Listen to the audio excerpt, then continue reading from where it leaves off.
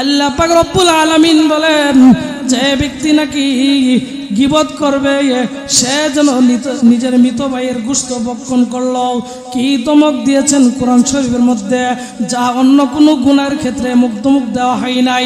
শুধু তাই নয় ভাই, আল্লাহ রাসূল সাল্লাল্লাহু আলাইহি ওয়াসাল্লাম বলেন যে ব্যক্তি অন্যর সমালোচনা করবে, অন্যকে নিয়ে দোষ আচরণ করবে, অন্যের দোষ আলোচনা করবে, আল্লাহ পাক রব্বুল আলামিন তাকে অনেক রকম শাস্তি দিবে। এর মধ্যে একটি শাস্তি হলো যে রাসূল সাল্লাল্লাহু আলাইহি ওয়াসাল্লাম বলেন, আমাকে যখন মেরাজের রজনীতে জান্নাত জাহান্নামকে দেখানো হলো, যখন আমি জাহান্নামের মধ্যে গেলাম তখন আমি দেখতে পেলাম একদল লোক, তারা যাদের নখগুলো নাকি তামার, যারা তাদের নখগুলো দ্বারা নিজেদের চেহারা এবং নিজেদের বুককে ছিঁড়তেছিল।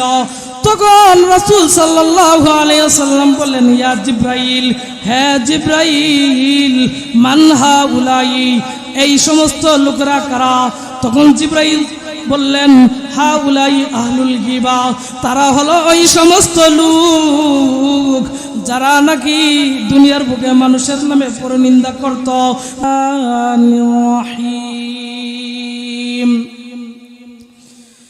ইয়া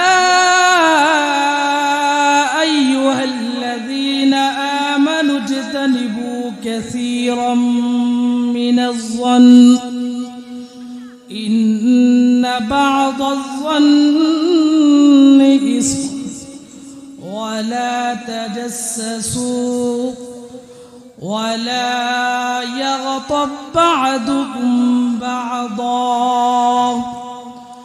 أيحب أحدكم أن يأكل لحم أخيه ميتا فكرهتموه واتقوا الله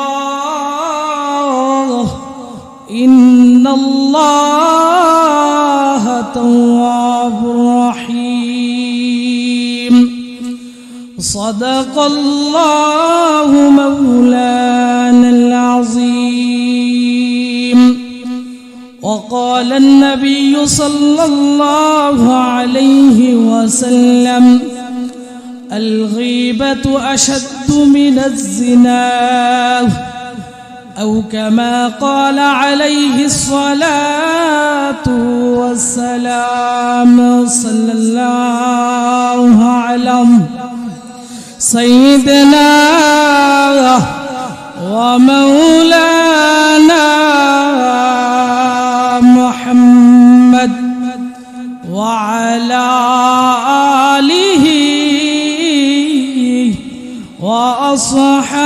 وأصحابه وسلم صلى الله على سيدنا ومولانا محمد وعلى آله وأصحابه وسلم شوي لا إله لا إله إلا الله لا إله جور لا إله جور لا إله إلا الله لا إله لا إله لا إله إلا الله محمد رسول الله صلى الله عليه وسلم الحمد لله সেন্দা বাজার কেন্দ্রীয় জামে মসজিদ ও রহমানিয়া হাফেজিয়া মাদ্রাসা হাফেজ ছাত্রদের পাগড়ি প্রদান উপলক্ষে 35তম বার্ষিক তাফসীরুল কোরআন মাহফিলের সম্মানিত সভাপতি হযরত মাওলানা মুফতি শরীফউদ্দিন আফতাবী সাহেব ও আমার সম্মুখে উপবিষ্ট দিনপ্রিয় ধর্মপ্রিয় ইসলাম প্রিয় যুবক ভাইয়েরা, পর্দার আড়ালে অবস্থানরত সম্মানিত মা ও বোনেরা, আমরা আল্লাহ পাক রব্বুল আলামিনের দরবারে অসংখ্য শুকরিয়া জ্ঞাপন করি যেই মহান রব্বুল আলামিন আমাদেরকে দুনিয়ার ফিতনা ফাসাদের জমানায় আমাদেরকে বিভিন্ন কাজ থেকে ফারেক করে নবীর বাগানে আসার এবং কিছু করার তৌফিক দিয়েছেন। এই জন্য আমরা সকলে বলি আলহামদুলিল্লাহ। সম্মানিত হাজিরিন, আমি আপনাদের সম্মুখে কালামুল্লাহ শরীফ থেকে যে আয়াত তেলাওয়াত করেছি এবং নবী করিম সাল্লাল্লাহু আলাইহি ওয়াসাল্লামের অসংখ্য অগণিত হাদিস শরীফ সমূহ থেকে যে হাদিস পাঠ করেছি, উক্ত আয়াত ও হাদিসে আল্লাহ পাক রব্বুল আলামিন গীবতকারীদের ভয়াবহ অবস্থা সম্পর্কে আলোচনা করেছেন। গীবত কি, গীবতের ভয়াবহতা কি, গীবতের পরিণাম কি, এই বিষয়ে আল্লাহ পাক রব্বুল আলামিন উক্ত আয়াতের মধ্যে বর্ণনা করে দিয়েছেন।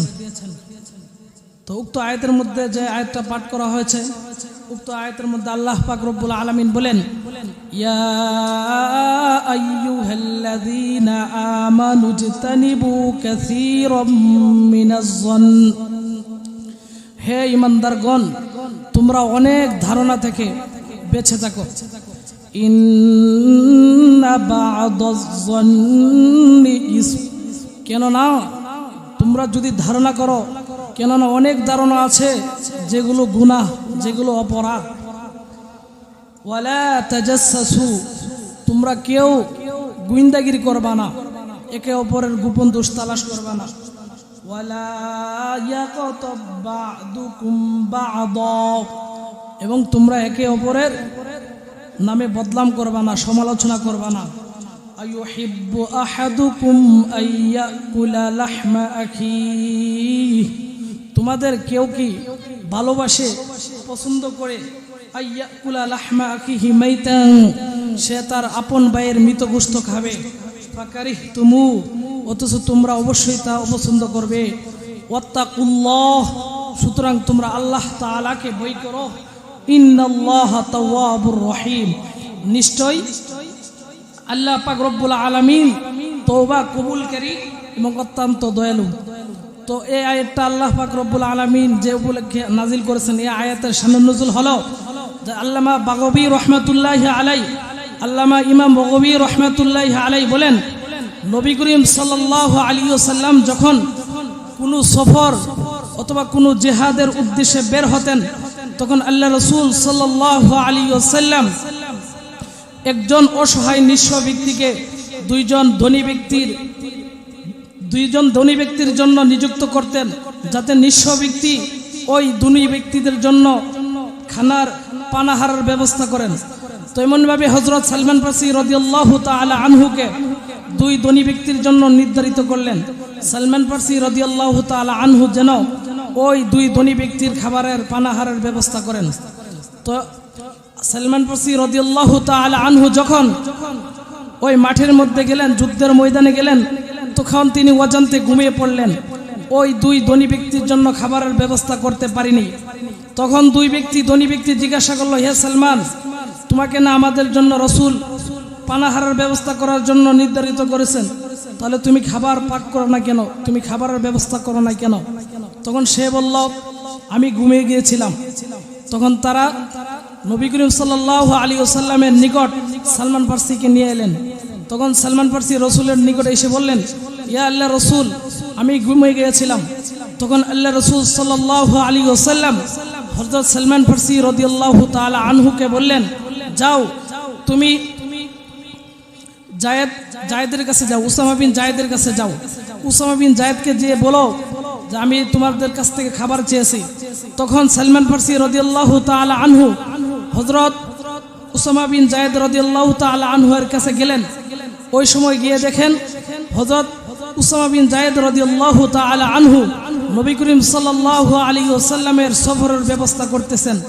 তখন সালমান ফারসি গিয়ে বললেন, হে উসামা, আল্লাহ রাসূল সাল্লাল্লাহু আলাইহি ওয়াসাল্লাম তোমার নিকট আমাকে পাঠিয়েছেন যাতে করে তোমার কাছে কোনো খাবার থাকলে আমাকে দিয়ে দিতে।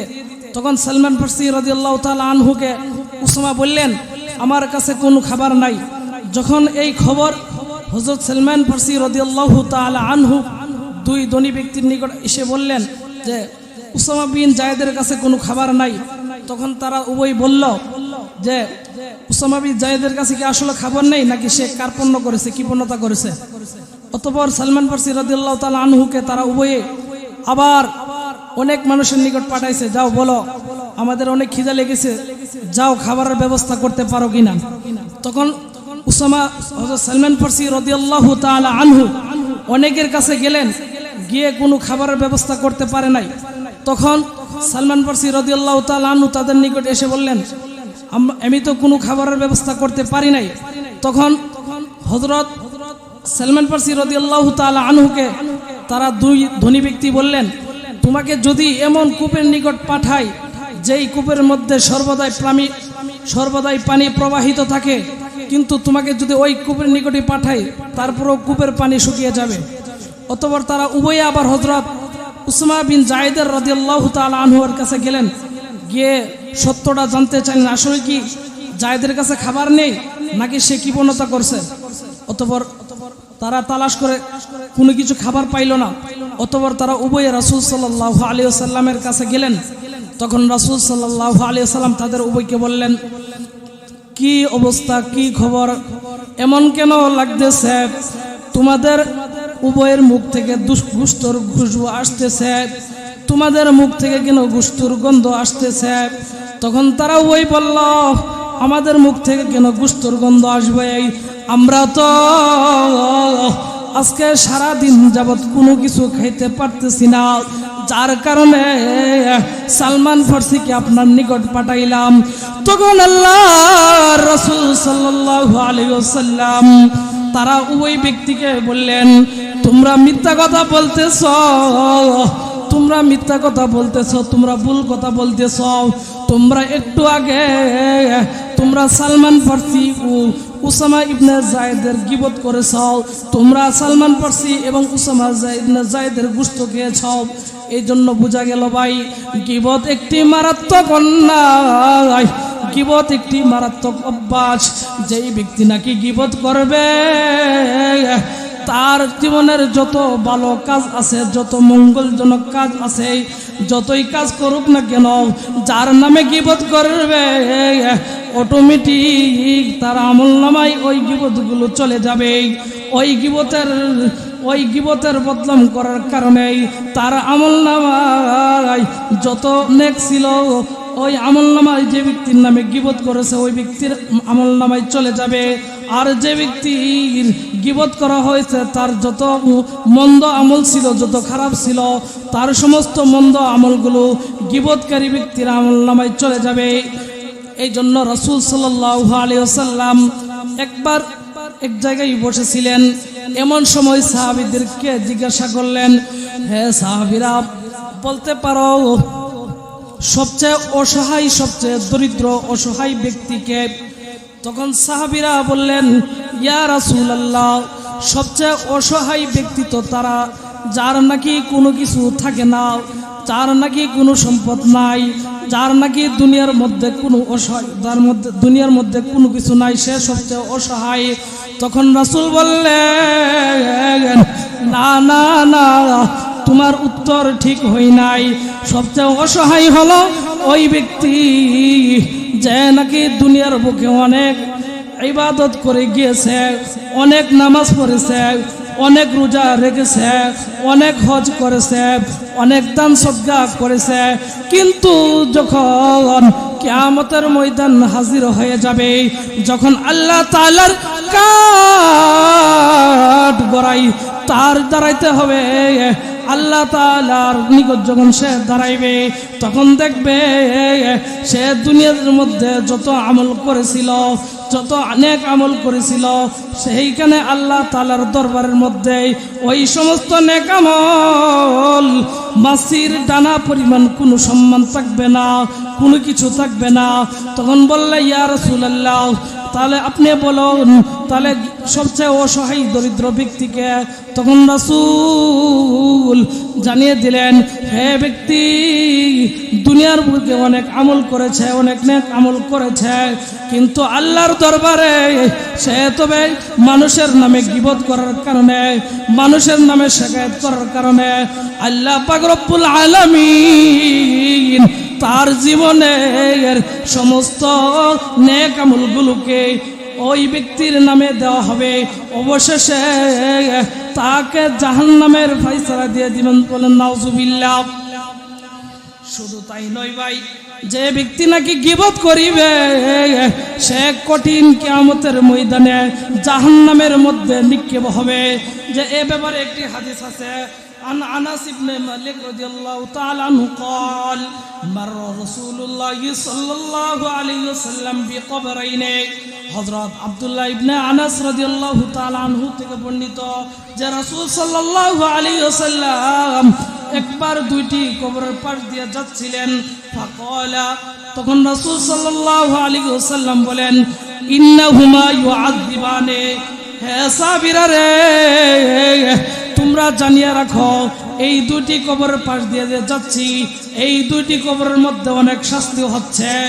ইন্নাহুমা লা ইউআযিবানে, এই দুইটি কবরের মধ্যে শাস্তি হচ্ছে। ওয়ামা ইউআযিবানে ফি কাবীর, কিন্তু এই দুইটি কবরের মধ্যে কোনো বড় অপরাধের কারণে, কোনো বড় শাস্তির কারণে, কোনো বড় অন্যায়ের কারণে শাস্তি হচ্ছে না। আম্মা আহাদুহুমা ফাকানা ইয়ামশি বিন নামিমা, তাদের মধ্যে একজনের কবরের মধ্যে শাস্তি হলো, এর কারণ হলো সে দুনিয়ার মধ্যে মানুষের নামে চুগলখড়ি করে বেড়াইতো, মানুষের নামে বদনাম করে বেড়াইতো, এর কথা ওর কাছে লাগাইতো, এর কথা ওর কাছে লাগিয়ে ঝগড়া লাগাইতো। সে কখনো সমাজের মধ্যে ভালো কিছু চাইতো না, সে চাইতো সমাজের মধ্যে ঝগড়া বিবাদ লেগে থাকুক।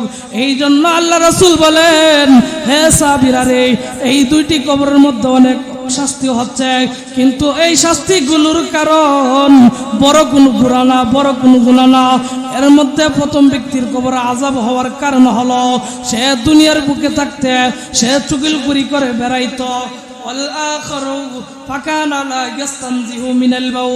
আর দুই নম্বর ব্যক্তির কবরে আযাব হওয়ার একমাত্র কারণ হলো সে প্রস্রাব করে ভালোমতো প্রস্রাব থেকে পবিত্রতা অর্জন করত না, সে ইস্তেঞ্জা করার সময় সে ভালোভাবে পবিত্রতা অর্জন করত না, এই জন্য তার কবরের মধ্যে আযাব হচ্ছে। শুধু তাই নয় ভাই, আল্লাহ পাক রব্বুল আলামিন বলেন, যে ব্যক্তি নাকি গীবত করবে সে যেন নিজের মৃত ভাইয়ের গোশত ভক্ষণ করলো। কি ধমক দিয়েছেন কোরআন শরীফের মধ্যে, যা অন্য কোনো গুনার ক্ষেত্রে মুখ দেওয়া হয় নাই। শুধু তাই নয় ভাই, আল্লাহ রাসূল সাল্লাল্লাহু আলাইহি ওয়াসাল্লাম বলেন, যে ব্যক্তি অন্যর সমালোচনা করবে, অন্যকে নিয়ে দোষ আচরণ করবে, অন্যের দোষ আলোচনা করবে, আল্লাহ পাক রব্বুল আলামিন তাকে অনেক রকম শাস্তি দিবে। এর মধ্যে একটি শাস্তি হলো যে রাসূল সাল্লাল্লাহু আলাইহি ওয়াসাল্লাম বলেন, আমাকে যখন মেরাজের রজনীতে জান্নাত জাহান্নামকে দেখানো হলো, যখন আমি জাহান্নামের মধ্যে গেলাম তখন আমি দেখতে পেলাম একদল লোক,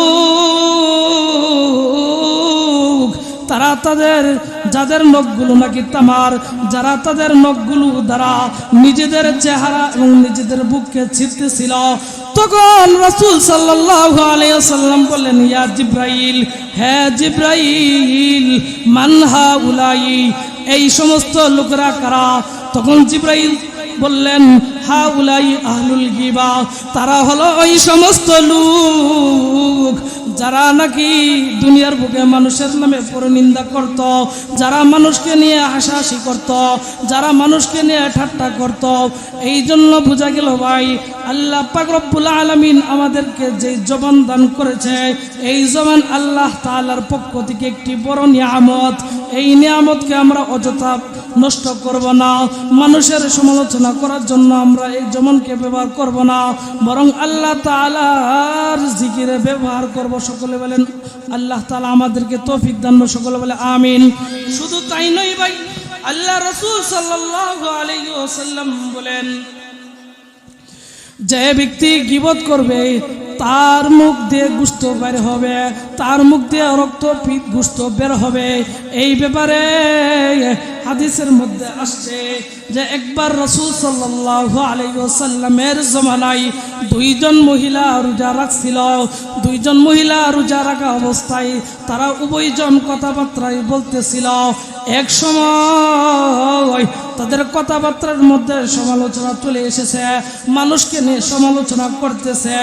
একটু পর রাসূল সাল্লাল্লাহু আলাইহি ওয়াসাল্লামের দরবারে এক ব্যক্তি এসে বলল, ইয়া রাসূলুল্লাহ, ইয়া হাবিবাল্লাহ, আল্লাহর নবী গো, দুইজন মহিলা রোজা রাখছিল, কিন্তু তাদের অবস্থা অনেক ভয়াবহ হয়ে গেছে, তারা তবে এমন অবস্থা মরণাপন্ন হয়ে যাবে।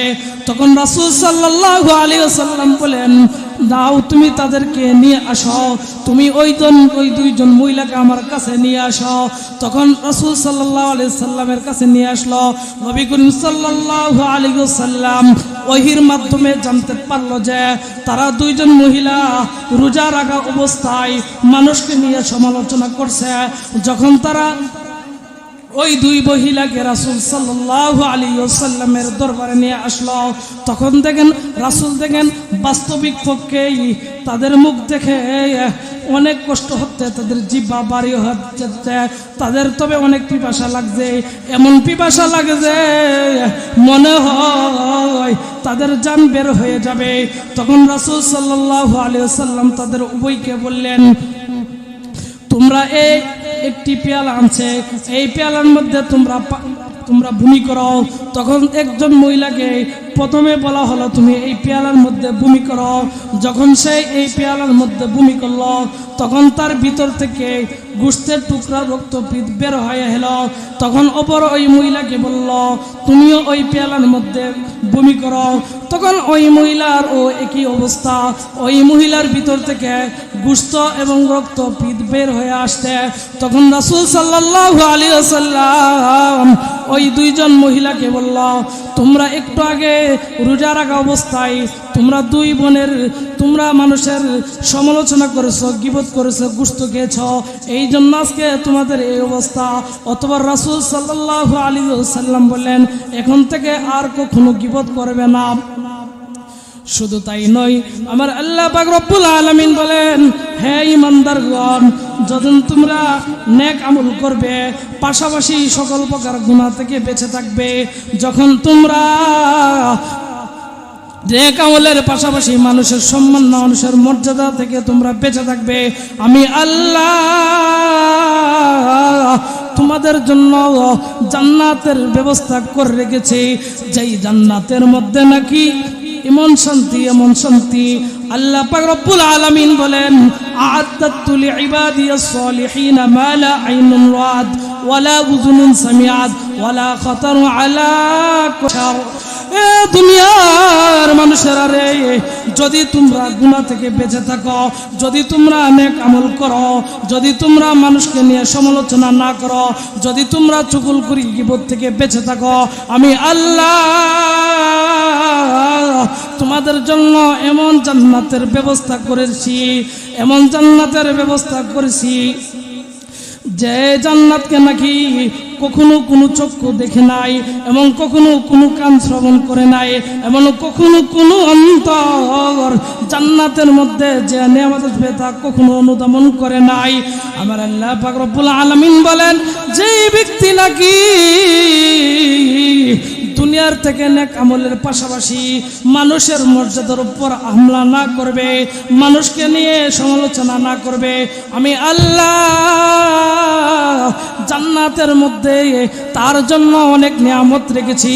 এর মধ্যে জান্নাতীরা যখন জান্নাতে যাবে, এর মধ্যে প্রথম নিয়ামত হলো আমি তাদের জন্য রুটি, মাছের কলিজা, গোশতের ব্যবস্থা করে রেখেছি।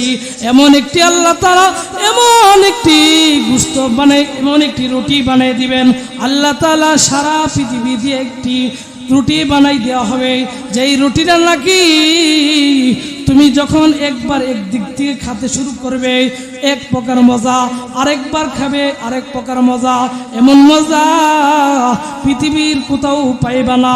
পাশাপাশি তোমার জন্য ওয়ালাহমি তৈরিম মিম্মা ইয়াশতাহুন, হে বান্দারা, দুনিয়ার বুকে অনেক কষ্ট করেছ, নেক আমল করেছ, মানুষকে মর্যাদা কমাও নাই, এজন্য আমি আল্লাহ আমি নিজে কুদরতিভাবে তোমার জন্য এগুলোর ব্যবস্থা করে দিয়েছি। আমি পাখির গোশত তোমার জন্য রেখেছি, আমি তোমার জন্য জান্নাতের মধ্যে গরু তোমার জন্য লালন পালন করতেছি। পৃথিবীর বুকে যেমনভাবে কৃষকরা গরু পালে, কৃষকরা যেমন জমিন চাষ করে, এমনভাবে আখিরাতের মধ্যে আমার আল্লাহ পাক রব্বুল আলামিন বলেন, হে বান্দারা, তুমি যদি মানুষের সম্মানের উপর আক্রমণ না করো, আমি আল্লাহ তোমার জন্য এমন এমন ব্যবস্থা করে রেখেছি। এক রুটির মধ্যে এক প্রকার স্বাদ, এক প্রকার একটা কামড় দিবে এক প্রকার স্বাদ। তোমার যখন যেটা মন চাইবে সেই ফল তোমার সামনে অটোমেটিক এসে যাইবে। তুমি যখন খাইবা তোমার স্ট্যান্ডার কোনো প্রয়োজন নাই, তোমার বাথরুমের কোনো প্রয়োজন নাই। তোমার খাওয়ার সাথে সাথে তুমি একটি ডেকুর দিবে, ডেকুরের সাথে সাথে তোমার সমস্ত হজম, সমস্ত খাবার হজম হয়ে যাবে। বলুন সুবহানাল্লাহ। এই জন্য আল্লাহ পাক রব্বুল আলামিন আমাদেরকে আল্লাহ তাআলা সন্তুষ্টি অর্জন করে মানুষের গীবত থেকে বাঁচিয়ে কবরে যাওয়ার তৌফিক দান করে। সকলে বলে আমিন। ওয়া আখির দাওয়ানা আলহামদুলিল্লাহি রাব্বিল আলামিন। আসসালামু আলাইকুম ওয়া রাহমাতুল্লাহি ওয়া বারাকাতুহু।